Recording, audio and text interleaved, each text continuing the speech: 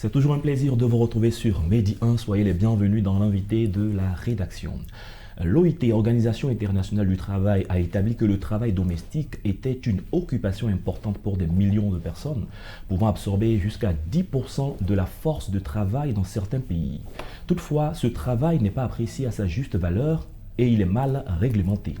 De nombreux travailleurs domestiques sont surmenés, sous-payés, dépourvus de protection et exposés à toutes sortes d'abus. Quels sont les acquis pour leurs droits en Côte d'Ivoire? On en parle avec Chantal Ayemou. Bienvenue sur notre plateau. Merci. Vous êtes la présidente du REDEF, qui est le réseau ivoirien pour la défense des droits de l'enfant et de la femme. Et la première question, dans votre rapport alternatif de 2019, vous évoquiez la non-ratification de la Convention 189 de l'OIT sur les questions de travail domestique. 3 ans après, où est-ce que nous en sommes? Oui, merci Monsieur Ouman de nous poser la question, de faire le bilan, de savoir les acquis. Effectivement, en juin 2011, je crois, l'OIT a adopté une convention sur le travail domestique. Okay. Et depuis quelques années, nous essayons de faire le plaidoyer au niveau de l'État de Côte d'Ivoire pour la ratification de cette convention. Aujourd'hui, il faut dire que la convention est connue, est de plus en plus connue des autorités et même des travailleurs et travailleuses domestiques. Mais malheureusement, la convention n'est pas encore ratifiée par la Côte d'Ivoire. Et nous continuons de mener le plaidoyer parce que nous savons que c'est un processus qui certainement va prendre du temps. Mais j'allais dire... Qui va aboutir. Oui. Mais nous continuons de faire tout ce qu'il faut faire en termes d'action de sensibilisation, en termes d'action de renforcement de capacités, en termes de plaidoyer auprès des autorités pour que définitivement cette convention soit ratifiée. D'accord. Parlons de la relation qui existe entre les employés domestiques et les employeurs. Dans un rapport également où vous avez fait une enquête, il y a 95% des personnes enquêtées qui travaillent plus de 8 heures par jour et 35% d'entre elles qui n'ont pas de repos. Exact. Comment ça se passe? Oui, il faut dire que le travail domestique est un travail assez spécifique.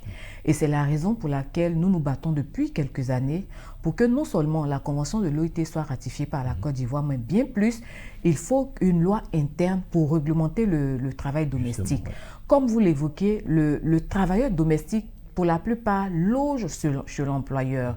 Donc, ne peut pas être régi par la convention collective ou bien par le code du travail que nous connaissons qui est généraliste. Voilà. Donc, le travail domestique a des domaines spécifiques sur lesquels une loi spécifique doit être prise pour pouvoir éclairer la lanterne de chacun. Ce que vous avez appelé une loi nationale. Une loi nationale sur le travail domestique.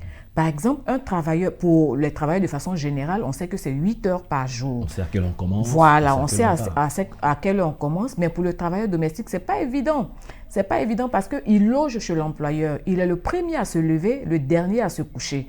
Donc, on ne peut pas, même si on demande à l'employeur de lui permettre de se reposer, mais le temps de repos, c'est sûr que ça ne va même pas exister à partir du moment où il est sur le lieu de travail, elle dort sur le lieu de travail. Donc, très vite, on court à bonjour l'exploitation, on peut le dire comme ça. Toutes les fois qu'on a besoin de lui ou d'elle, on fait appel. Oui, c'est la ça. personne doit pouvoir répondre. C'est ça. Donc, c'est vraiment une urgence, une nécessité pour la Côte d'Ivoire de pouvoir tabler, légiférer sur cette question-là. D'accord. Quels sont les acquis aujourd'hui, depuis que vous faites cette lutte, les points positifs à votre endroit? Ok.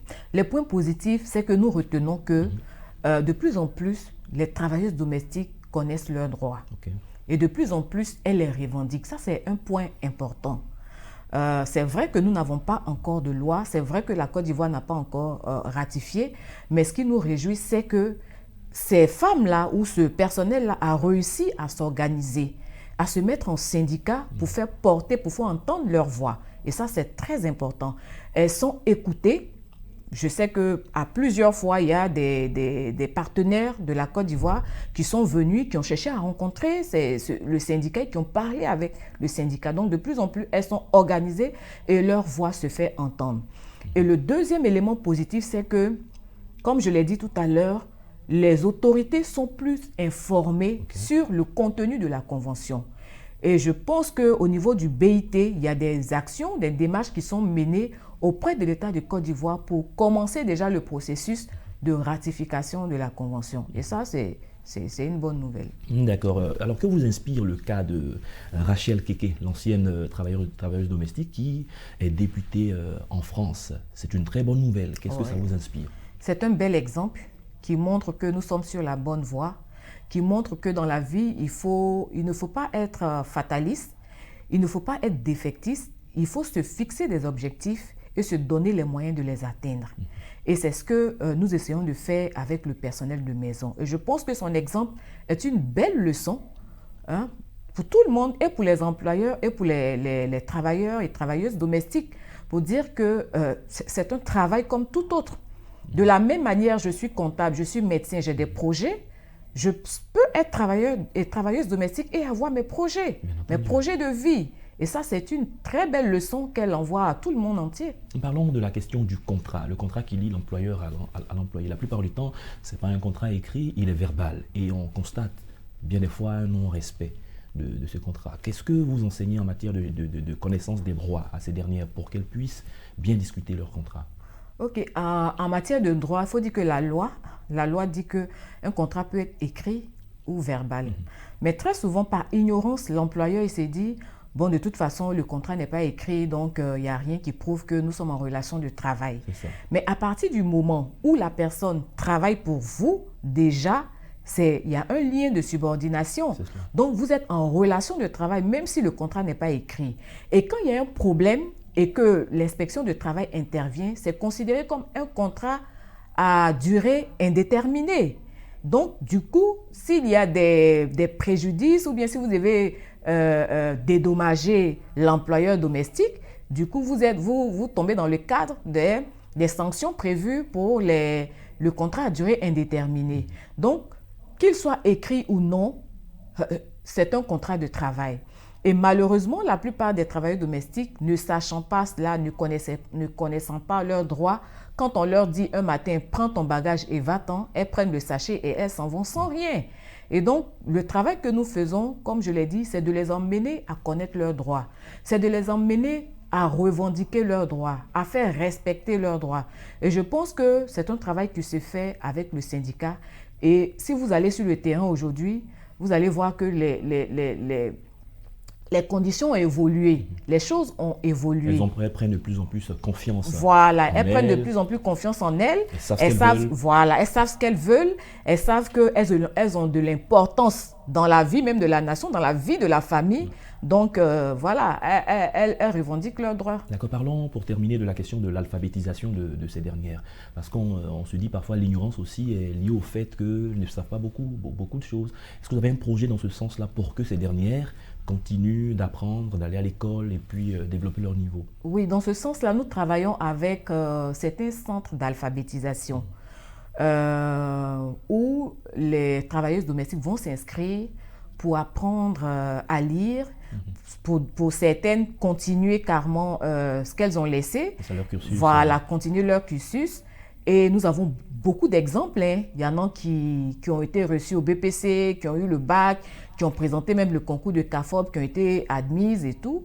Donc, elles sont conscientes que pour que j'avance, pour que je sois professionnelle, il faut que j'apprenne à lire et à écrire, il faut que j'ai des diplômes, il faut que je puisse m'affirmer, il faut que il faut que je me donne des projets de vie. Et par rapport au projet de vie, il faut que je puisse avoir un certain niveau.